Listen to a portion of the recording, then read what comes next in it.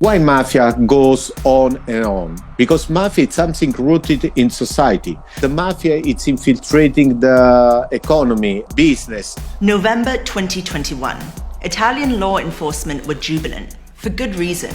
Over 100 arrests had been made across the country, targeting the Calabrian 'Ndrangheta, one of the most powerful mafia groups in the world, responsible for untold violence and worth tens of billions of dollars.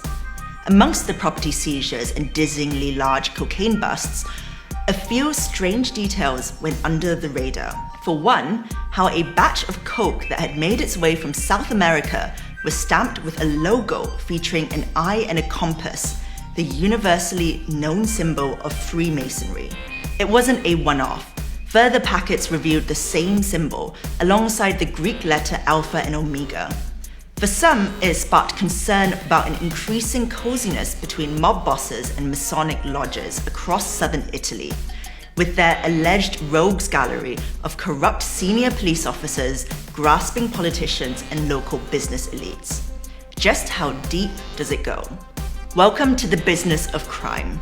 In this episode, we're going to be taking a closer look at the alleged links between Italian mafia groups and the country's Masonic lodges, a connection that has a long, if not always entirely clear-cut, history.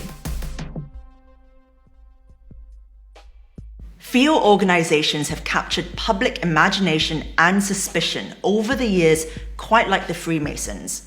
With their secrecy, obscure membership criteria, and long history of suspected corruption, they're a group, it's safe to say, that have attracted their fair share of mistrust. Globally, it's estimated there are around 6 million Freemasons, with a particularly strong presence in the UK, US, and Italy. Though things aren't quite as mysterious as they once were about the group's inner workings, it's still an organization with significant secrets. We have to keep in mind that the Freemasonry and the Mafia have many things in common. Both organizations, for example, share values of humility. They share the respect for rules, the respect for the hierarchy. Like Freemasonry, the Mafia has initiation rituals and rules of behavior rooted in secrecy. In Italy, the bond between Freemasonry and Mafia groups in the south has a long, complicated history. There are superficially shared values. Both were heavily repressed between the 1920s until the end of World War II as potential threats to the power of Mussolini's fascist state.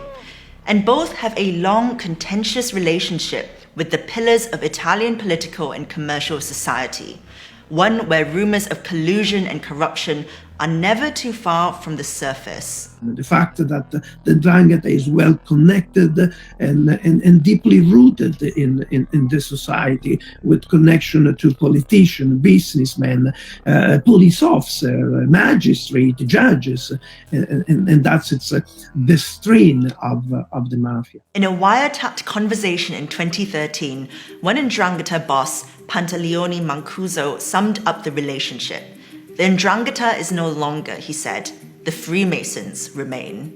In 2017, a series of police raids discovered 193 high-ranking members of the Sicilian Mafia and the Calabrian 'Ndrangheta to be members of lodges across the south. According to the work of dogged prosecutors and the testimony of mob turncoats, the secrecy of Masonic lodges provided the perfect place to conduct shady deals with figures from the business and political elite. Later, a series of local lodges in Calabria were dissolved after discovery of mobsters on their books. One case which has become infamous is that of Giovanni Zumbo. A well-respected Calabrian accountant, he had made a name for himself, managing properties seized from organized crime on behalf of the courts. But Zumbo was later convicted of mafia crimes after law enforcement discovered that he had been tipping off one notorious local boss about a looming arrest.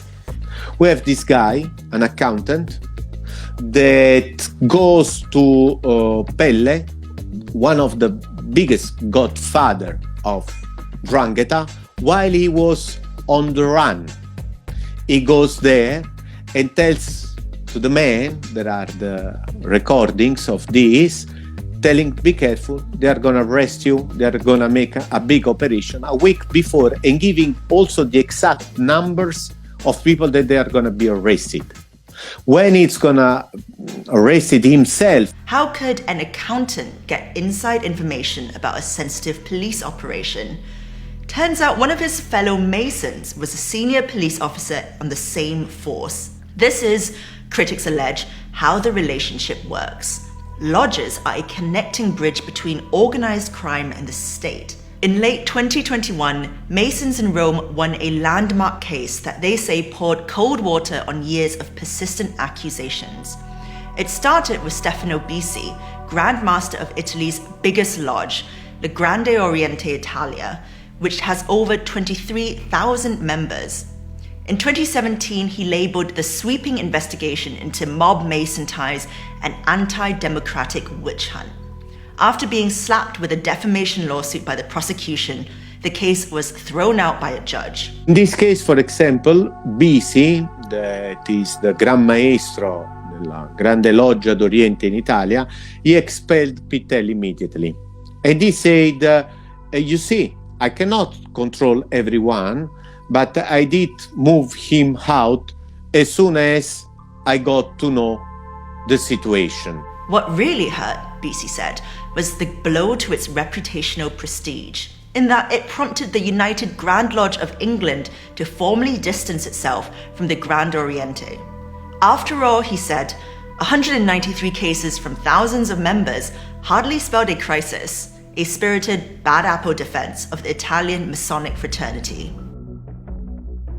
Giancarlo Pittelli was a defendant at last year's so-called mega trial of 355 'Ndrangheta suspects held in a former coal center in a dingy Calabrian industrial estate. I'm sure that this guy, this man, he is dangerous, in my opinion. He is this lawyer.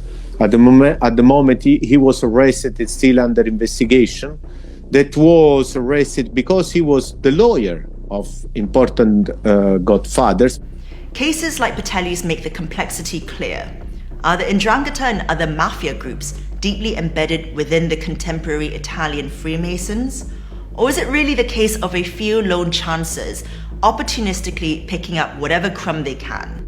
Questo processo dà la possibilità di spiegare come l''Ndrangheta sia in relazione con pezzi delle istituzioni, con pezzi della classe dirigente. Freemasonry may help the 'Ndrangheta to succeed, and sometime they invented deviated lodge or some connection, or they are involved with members associated to some lodges, but that doesn't mean that the whole lodges are corrupted or infiltrated by the 'Ndrangheta or a mafia-like criminal organization.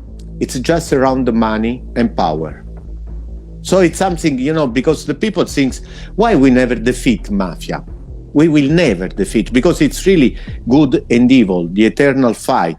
Either way, the potential significance of Masonic iconography on intercepted drug shipments maybe shouldn't be overstated. After all, branding is important, even to sinister transnational criminal organizations like the 'Ndrangheta. Symbols come and go, whatever the depth of the links between the organizations. The eye and compass might not be an unsubtle clue, but simply a way to make the shipment stand out, a piece of self-aware marketing. Things aren't always a code to be cracked, however tempting it may be to think so. But if nothing else, there is one link between Masons and Mafia. Their own fraternal codes are the reason they've lasted so long, and it may be the thing that helps them endure.